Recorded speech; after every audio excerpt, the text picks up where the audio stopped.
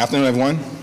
This is day 21 of the Trump Republican shutdown, and House Republicans remain on vacation. Donald Trump is missing in action, continues to engage in unreasonable, un-American, and unpresidential behavior, and Senate Republicans still don't have a clue as it relates to what needs to be done to address the healthcare crisis that they've created. Tens of millions of Americans all across the country, as we speak, are beginning to receive notices that their premiums, copays, and deductibles are about to skyrocket. They are about to experience thousands of dollars in additional expense per year, and in some cases, thousands of dollars in additional expense per month. It's unsustainable. And Republicans have refused to address it. They'd rather keep the government shut down than provide affordable health care and extend the tax credits for everyday Americans, for working class Americans, and for middle class Americans. Democrats will continue to make clear that we will sit down anytime, any place, with anyone here at the Capitol or back at the White House in order to reopen the government, decisively address the Republican healthcare crisis, and enact a spending agreement that actually makes life better for the American people, as opposed to continuing these Republican policies that are raising the already too high cost of living and ripping healthcare away from the American people.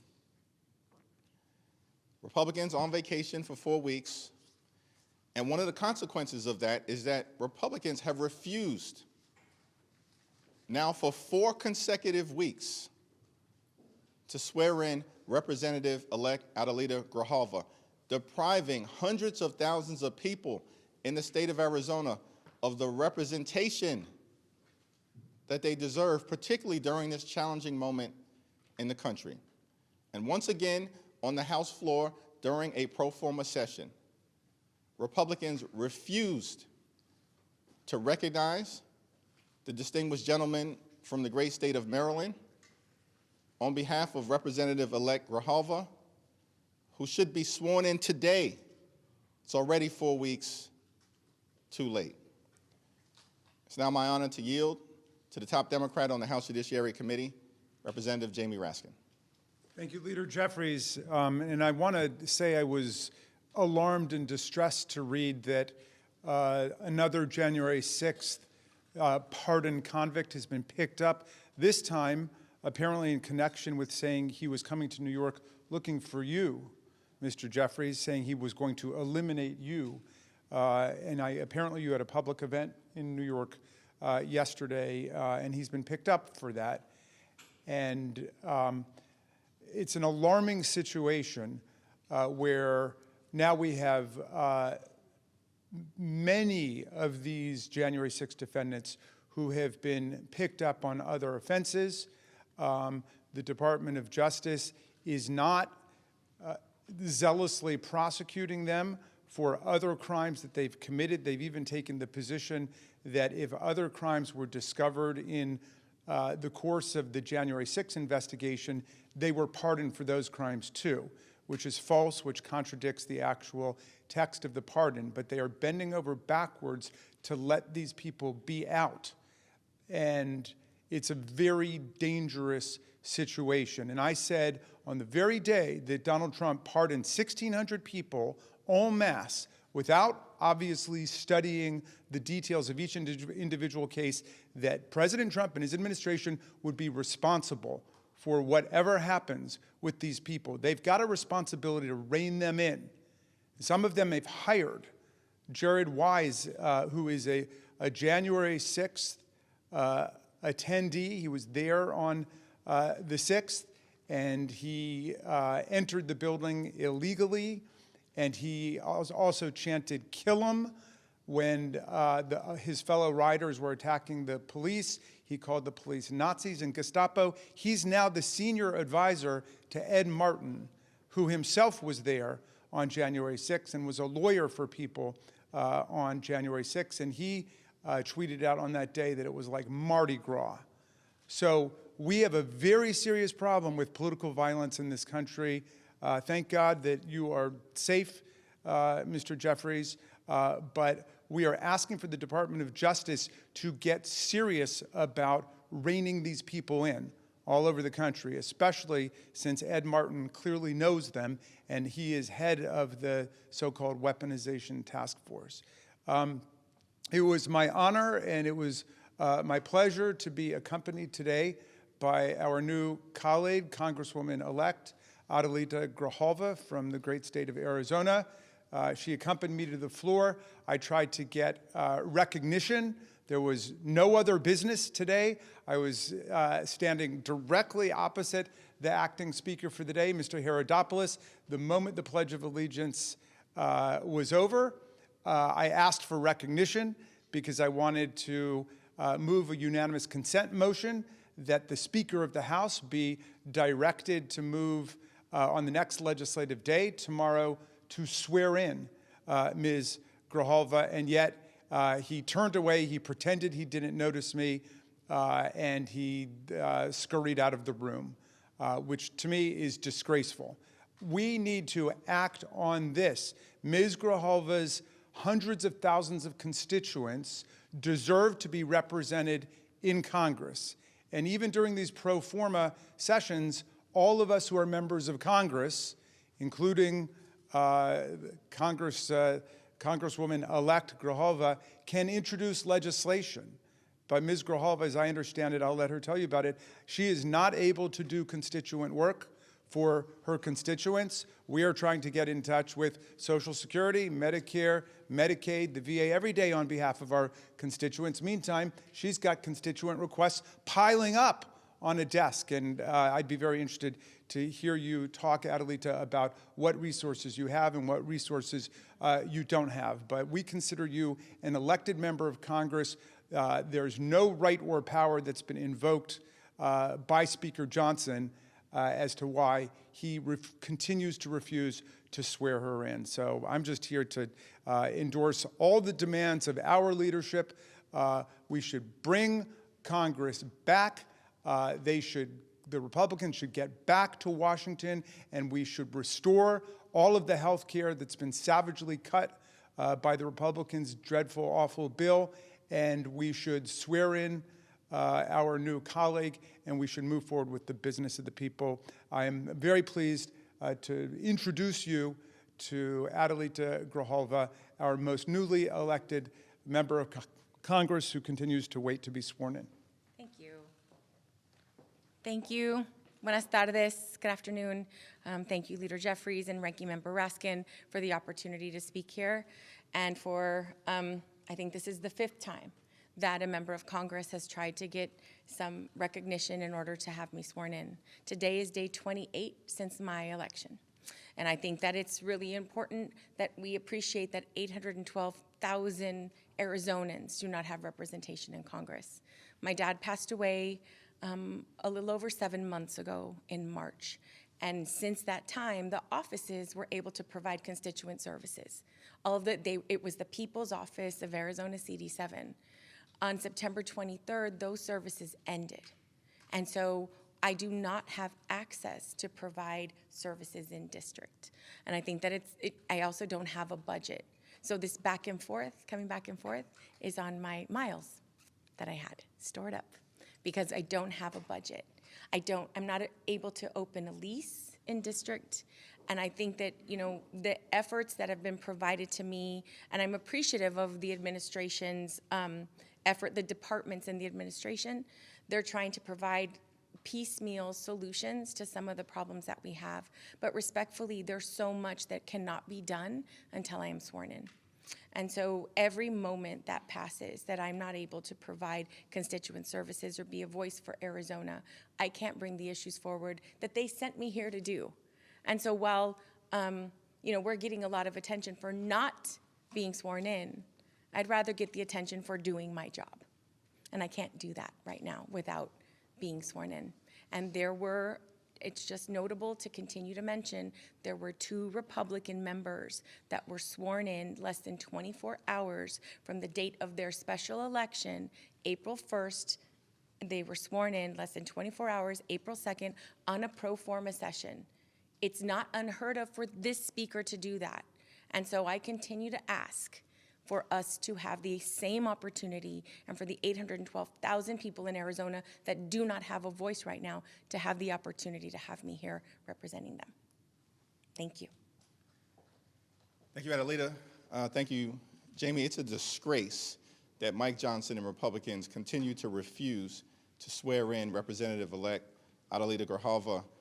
It's disrespectful of her. It's disrespectful to the 812,000 people who elected her. It's disrespectful to the great state of Arizona, and it's disrespectful to the House of Representatives, which is supposed to be the people's house, but under Republican leadership has turned into nothing but a rubber stamp for Donald Trump's extreme agenda. Questions? Leader Jeffries, when did you receive or learn about the threat against you from Christopher Moynihan, and is it plausible that the speaker hadn't heard about this case before a reporter asked him this morning, since the authorities in New York announced the arrest on Sunday? Well, that's not clear, and that, is for people to judge the credibility of that response. At the end of the day, here in America, we're living in a moment of extreme political violence. And that impacts every single person in public service and the people that we are all working hard to represent. But we will not be intimidated. We will continue to show up and stand up and speak up for the American people, to improve their quality of life, to address the extremism that is being unleashed on everyday Americans by this administration all across the country. We will not bend. We will not break. We will never bow down. And when it comes to these extremists out there, you better watch how you talk when you talk about me. Next question. Mr. Leader, good afternoon. Thank you. Is the only way the government can reopen if Donald Trump gets engaged in negotiations? Donald Trump is the President of the United States. Republicans have the House and have the Senate at the same period of time. They have complete control of government, and they made the decision to shut the government down rather than provide health care to everyday Americans through extending the Affordable Care Act tax credits while at the same time addressing the other aspects of the Republican health care crisis, the biggest crisis in health care that we've ever seen in modern-day America, brought to us by extreme Republican policies, like the largest cut to Medicaid in American history, triggering the fact that all across the country, hospitals, nursing homes, and community-based health centers are closing, including in rural America. It was uncovered yesterday that throughout the state of Alabama, there are about 50 or so hospitals and medical institutions that may close in the next year or two because of Republican policies.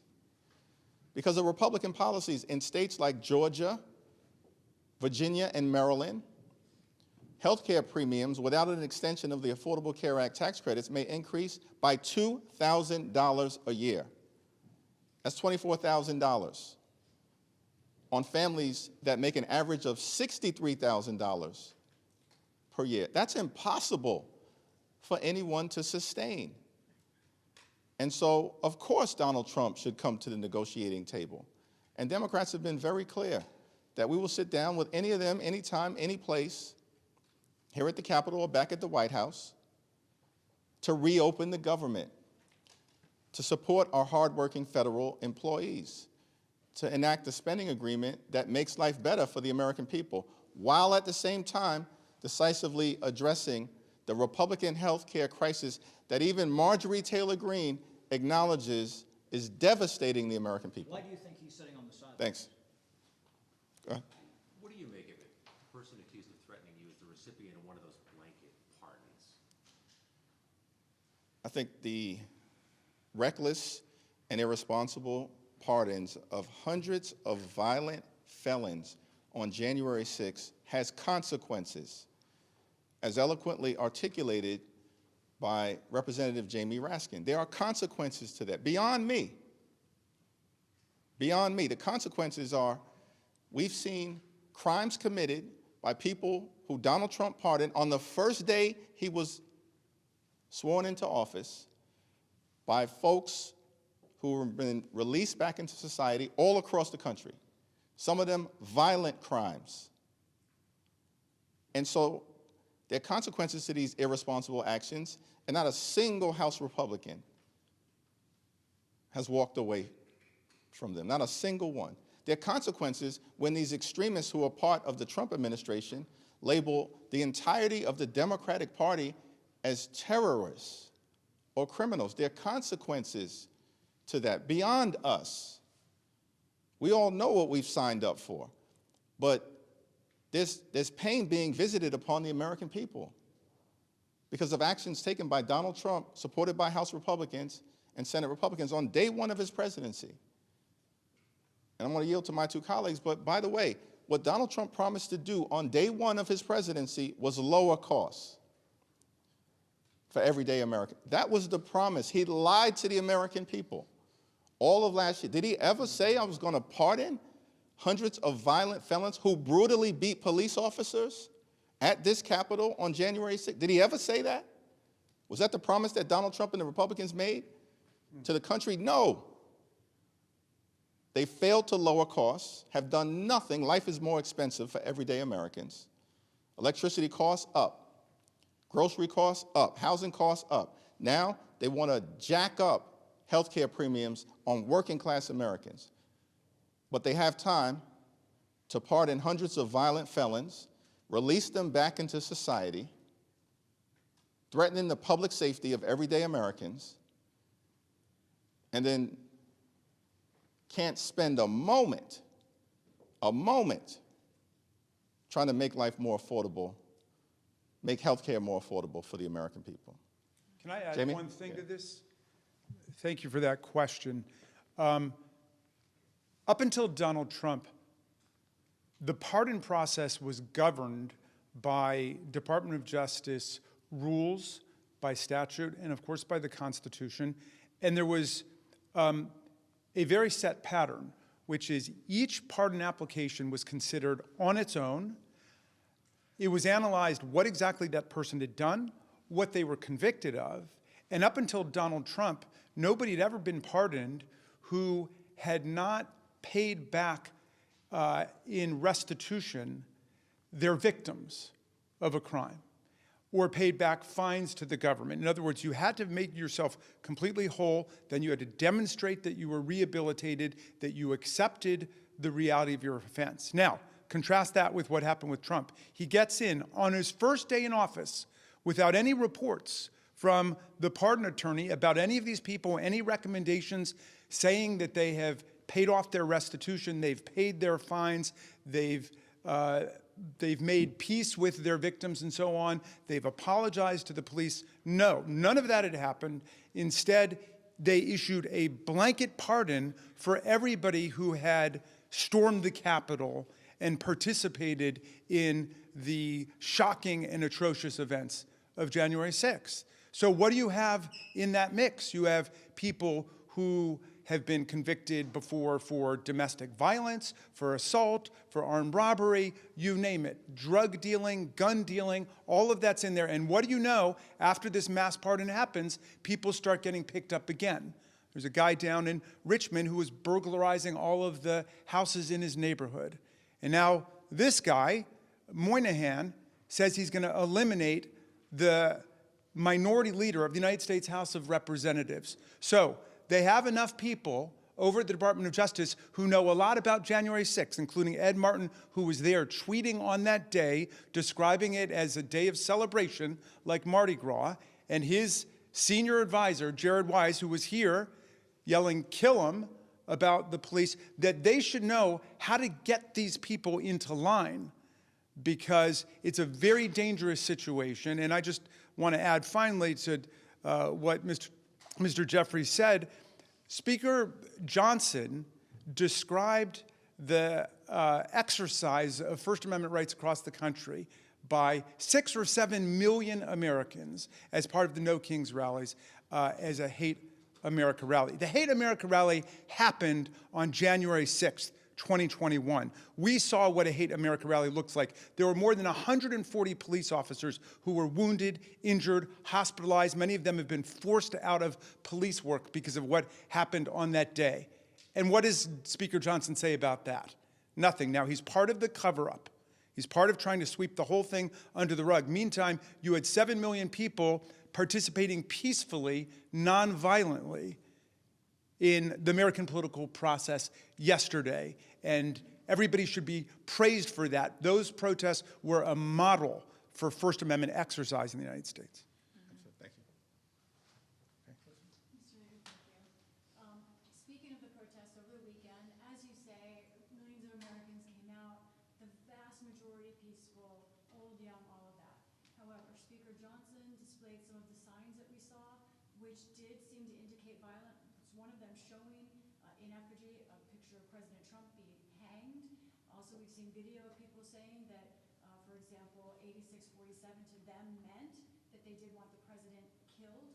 How do you respond to those on the left using that kind of rhetoric? We've continued to make clear in this country that political violence directed at anyone, at any time, for any reason, wherever it emanates from, is unacceptable. Democrats have made that clear. We don't see that coming from Republicans on the other side. We don't see that type of unequivocal denunciation. In fact, they've described the January 6th hate rally as Mardi Gras, as a normal tourist visit, as a parade, as a celebration, and then they pardon hundreds of violent people and unleash them back in communities across the United States of America. This group of people, these extremists on the other side, they have zero credibility, zero, on the issue of political violence. And these Republicans, they are not the party of law and order. They're the party of lawlessness and disorder in all of the ways, including the ongoing crime scene at 1600 Pennsylvania Avenue, which is running the largest pay-to-play scheme in the history of the country in real time. And we hear nothing but crickets from Mike Johnson and the other side of the aisle. Get lost with your denunciations. The No Kings protest was peaceful, it was powerful, and it was patriotic. Millions of people, more than 7 million people. And so I've got no time for these people on the other side of the aisle. Are you worried about rhetoric on the left? We have continued to denounce political violence wherever it emanates from. It will be nice to see that type of denunciation coming from Republicans. Adelita, you want to say anything? I think that in Arizona, we know very well what political violence looks like. Former Representative Gabby Giffords was shot while she was doing a Congress on Your Corner event. I think that what needs to be done is complete condemnation of any violence. And when you think about when we've all served locally, right? We all want to encourage people to get involved in our political system. The best representatives are those that are homegrown and are motivated to do this kind of service, like a public servant and servant leadership. And when we are faced with violence and attacks, it doesn't matter how strong people look on the outside, it shakes you on the inside. There is absolutely no reason why Leader Jeffries' family should be concerned about his safety. Nobody should have to deal with that kind of hate and violence on a regular basis. And so we can nitpick all of the little details, but fundamentally, this is not okay, and this is not normal. It's not. And when you have a president who is giving away $40 billion of our tax money to a foreign entity and not taking care of what's going on at home, but also, by the way, enriching themselves, I think that that's a conversation we should be having. But when we talk about signs here and there, and I mean, I was in Tucson, it is beautiful. There are like 4,000 people there, all walks of life, all ages. The vast majority had never gone to a protest before. That's pretty cool. And I think what that shows, and it's an indication of the general unhappiness and displeasure of the American people in this administration. Michael? Thank you, Mr. Leader. We're 2 weeks away from 3 important elections: California 50, New Jersey's gubernatorial election, Virginia's gubernatorial election. I'm curious to know if you think those 3 elections will they be a signal to kind of where the Democratic Party is headed as we go into 2026? Just how are you thinking about those elections? I know you've had varying degrees of activity in each of those. Just want to get your general thoughts. It will be a signal about where the country is headed in the midst of dealing with the national nightmare that is the Trump administration and the Republican sycophants in the House and the Senate who are embracing all of this extremism. That's what the New Jersey gubernatorial election is going to represent. That's what the Virginia gubernatorial election is going to represent, and that's what Prop 50 in California is going to represent. And we're going to win. In California, I was there all weekend. We're going to win in California, stop Trump from stealing the election by rigging congressional maps all across the country, and we're just getting started in California. Remember I said this, just getting started in California. And we're going to win in Virginia, and we're going to win in New Jersey, because the American people are fed up that Republicans would rather spend time on vacation on the golf course, give $40 billion to a foreign entity, and can't find resources to extend the Affordable Care Act tax credits days away from November 1st and the open enrollment period. That's who these people are right now, and that's why Democrats are fighting hard across the country, every day, every week, every month, this year, next year, until we get to the midterm elections and can begin to end the national nightmare that Republicans are visiting on the American people. Congresswoman-elect, can I ask if you've heard from the Arizona Attorney General about the lawsuit against Speaker Johnson? I believe that a lawsuit is being filed today. I don't have any other details, but I believe it's happening very soon. Thank you. I want to ask about your conversation with Speaker Johnson over the weekend. Did you discuss any changes to the CR or any way to extend the ACA? It's a private conversation that will remain private. Thanks. Given the rise of political violence and especially this latest threat against you, should members have increased security? And if so, what is the legislative path forward? Could there be a vote on a standalone bill? Because I know there was some language in the CR.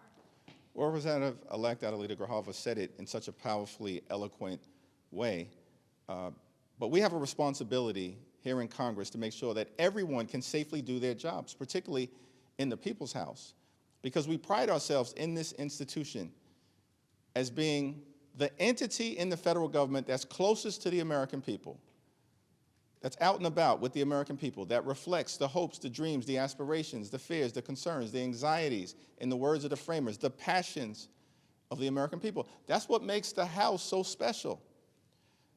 And so for members to be able to continue to do their jobs in that regard, we certainly have to increase significantly the amount of safety that is provided.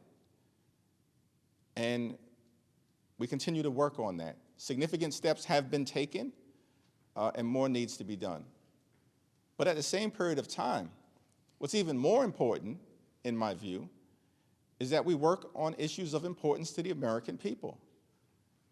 House Democrats are here. We'll be here all week. We were here last week. We were here the week before and the week before that, ready, willing, and able to do the job, to reopen the government, to address the Republican health care crisis, to deal with the fact that America under Donald Trump, including because of his tariffs, has become far too expensive. And the Republicans are doing nothing about it. Literally, these are people, these extremists, I think it was earlier today, they were dining on taxpayer dollars at the White House when they just enacted the largest cut to nutritional assistance in American history. And the consequences of that policy are being felt right now. They literally, Republicans, ripped food out of the mouths of children, hungry seniors, veterans, And family, why did they do this? To provide massive tax breaks to their billionaire donors. And they made those tax breaks permanent. And now this same group of extremists can't even be bothered to have a conversation about extending the Affordable Care Act tax credits for working class Americans, middle class Americans, and everyday Americans. They are a disgrace. And that's why they're about to lose all across the country 2 weeks from today. Thank you all.